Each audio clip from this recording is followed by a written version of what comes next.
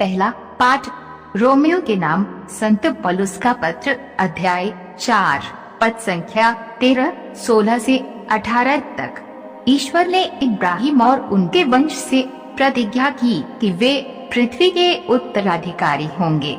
ये इसलिए नहीं हुआ कि इब्राहिम ने संहिता का पालन किया, बल्कि इसलिए कि उन्होंने विश्वास किया और ईश्वर ने उन्हें धार्मिक माना है। सब कुछ विश्वास पर और इसलिए कृपा पर भी निर्भर रहता है। वह प्रतिज्ञा न केवल उन लोगों पर जो संहिता का पालन करते हैं, बल्कि समस्त वंश पर लागू होती है, उन सबों पर जो इब्राहिम की तरह विश्वास करते हैं।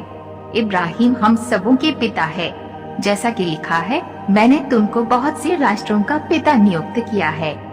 ईश्वर की दृष्टि में इब्राहिम हमारे पिता हैं। उन्होंने उस ईश्वर में विश्वास किया जो मृतकों को पुनर्जीवित करता है और जो नहीं है उसे भी अस्तित्व में लाता है। इब्राहिम ने निराशाजनक परिस्थिति में भी आशा रखकर विश्वास किया और वह बहुत से राष्ट्रों के पिता बन गए, जैसा कि उनसे कहा गया था, तुम्हारे असंख्य वंशज होंगे। यह प्रभु की वाणी है।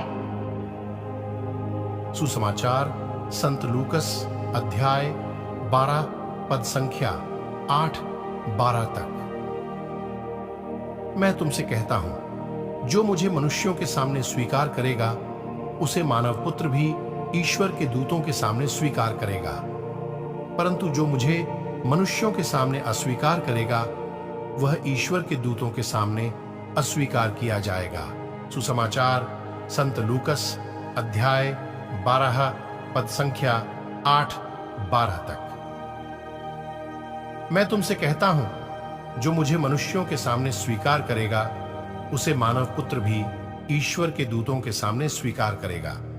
परंतु जो मुझे मनुष्यों के सामने अस्वीकार करेगा, वह ईश्वर के दूतों के सामने अस्वीकार किया जाएगा।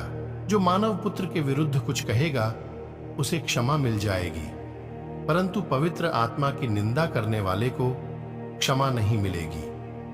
जब वे तुम्हें सभागृहों, न्यायाधीशों और शासकों के सामने खींच ले जाएंगे, तो यह चिंता न करो कि हम कैसे बोलेंगे और अपनी ओर से क्या कहेंगे, क्योंकि उस घड़ी पवित्र आत्मा तुम्हें सिखाएगा कि तुम्हें क्या क्या कहना चाहिए।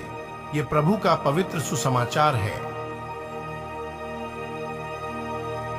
मनन चिंतन।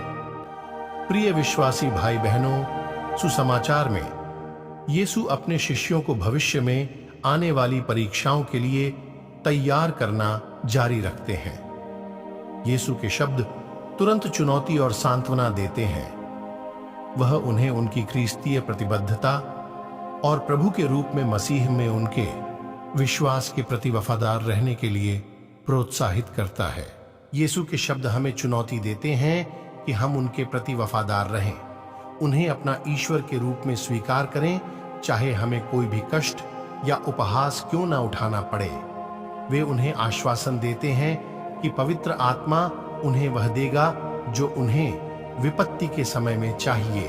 हालांकि वह उन्हें चेतावनी देता है कि ईश्वर की कृपा को अस्वीकार करना और कायरता या अविश्वास के कारण धर्म त्याग में पड़ना संभव है।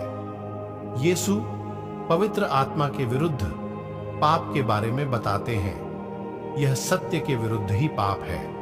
यह स्वयं को ऐसी स्थिति में बंद कर देना है जहां कोई सत्य के प्रति खुला नहीं रहना चाहता। इस तरह की स्थिति में सुलह की संभावना न के बराबर है। आत्मा के विरुद्ध पाप करना मेल मिलाप का द्वार बंद करना है। सत्य की आत्मा हमें चुनौतियों का सामना करने और यीशु के प्रति वफादार रहने में सक्षम बनाए। आज के वचन को सुनने वाले सभी विश्वासी भाई बहनों को परमेश्वर आशीष प्रदान करे। आमीन।